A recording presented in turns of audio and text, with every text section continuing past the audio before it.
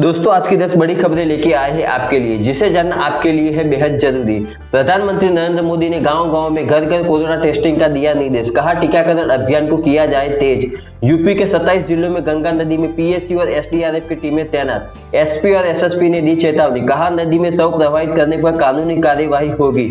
हम जीतेंगे positivity unlimited व्याख्यान श्रृंखला में मोहन भागवत बोले, सफलता और असफलता अंतिम नहीं है, काम जारी रखने का साहस मायने रखता है। तौकते तूफान के चलते मुंबई में बांद्रा वर्ली सी लिंक 2 दिन के लिए बंद। तटीय जिलों में गांव वालों को किया जा रहा शिफ्ट। आइए एक एक करके इन 10 बड़ी खबरों के बारे में जानते हैं। प्रधानमंत्री नरेंद्र मोदी ने कोविड-19 को लेकर एक अहम बैठक की, जिसमें उन्होंने ग्रामीण इलाकों में door to door corona testing पर जोर दिया।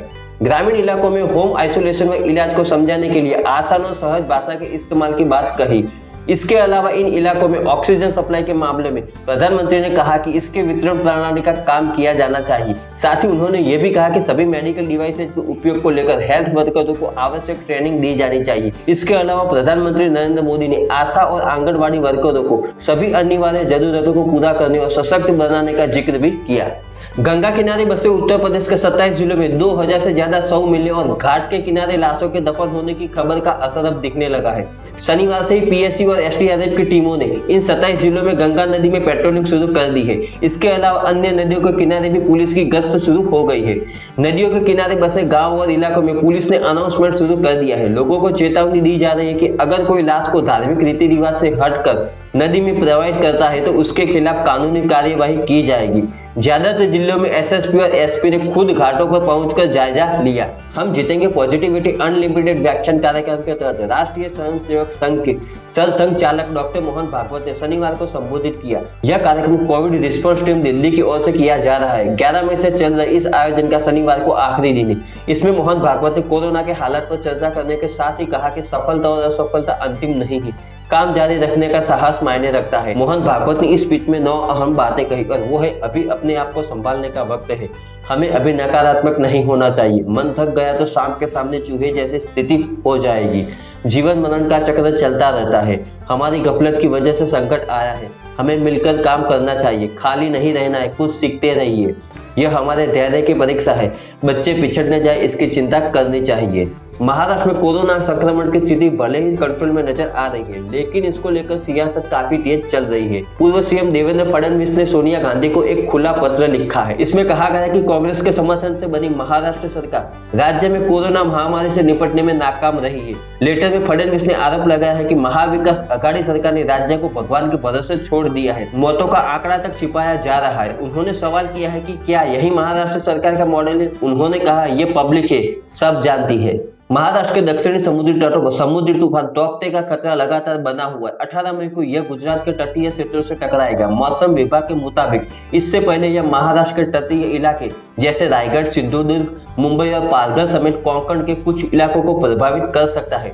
तूफान के दौरान इन इलाकों में 175 किलोमीटर प्रति घंटे की रफ्तार से तेज हवाएं चल सकती है। तटीय इलाकों में संभावित खतरे को देखते हुए महाराष्ट्र के मुख्यमंत्री उद्धव ठाकरे ने विशेष रूप से पालघर, रायगढ़, रत्नागिरी और सिंधुदुर्ग के तटीय क्षेत्रों के जिला प्रशासन, संभागीय आयुक्तों और जिला कलेक्टरों को सतर्क और चक्रवात को लेकर तैयार रहने के निर्देश दिए हैं। इन जिलों के तटीय इलाकों में स्थित गाँव वालों को भी हटाया जा चुका है। इजरायल और हमास के बीच जारी जंग में अब तक 126 लोग मारे जा चुके हैं। इसमें 30 से भी ज्यादा बच्चे हैं। दोनों तरफ से हमलों में 950 से ज्यादा लोग घायल हो गए हैं।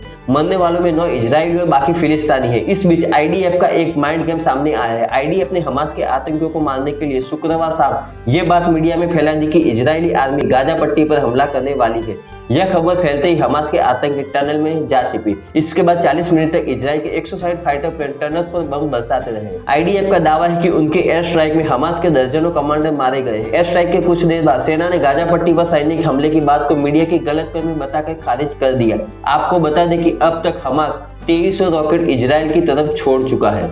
पश्चिम बंगाल के सीएम ममता बनर्जी के छोटे भाई नहीं रहे। कोरोना की वजह से उनका हुआ निधन। पश्चिम बंगाल के मुख्यमंत्री ममता बनर्जी के छोटे भाई असीम बनर्जी का आज शनिवार को निधन हो गया। उनकी मौत की वजह कोरोना वायरस बताया जा रहा है। परिजनों ने बताया कि कालीघाट के कालीदा के नाम से लोकप्रिय असीम बनर्जी ने एक प्राइवेट अस्पताल में सुबह करीब 9:20 पर अंतिम सांस ली। हॉस्पिटल के एक अधिकारी ने बताया कि वह करीब 1 महीने से कोरोना वायरस से संक्रमित पाए गए थे और तभी से अस्पताल में भर्ती थे। ममता बनर्जी के छोटे भाई असीम बनर्जी के निधन के बाद उनके घर में गम का माहौल है। हॉस्पिटल से शव मिलने के बाद कोविड गाइडलाइंस के तहत उनका अंतिम संस्कार किया जाएगा।